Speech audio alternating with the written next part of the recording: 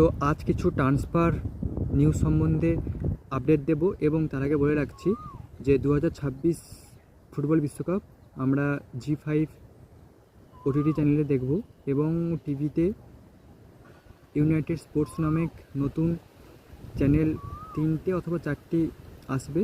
তো জি এন্টারপ্রাইজ কিন্তু 2026 সহ 2030 ফুটবল বিশ্বকাপের জন্য ব্রডকাস্ট রাইট কিনে নিয়েছে। এবার যদি ট্রান্সফার টক্সে আসছি, তো ব্রোনমাউথের ম্যানেজার অ্যান্ডোরি ইনারোলা, তো তিনি 2028 সাল পর্যন্ত লিভারপুলের নতুন হেড কোচ হিসেবে জয়েন করেছে। এরপর ম্যানচেস্টার ইউনাইটেডের আপডেট, তো এডারসন আটলান্টার ডিফেন্সিভ মিডফিল্ডার, তো তিনি কিন্তু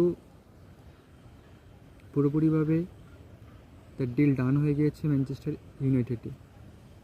আর ইব্রাহিম কোনাটে এবং ডেনজেল ডামফ্রিসকে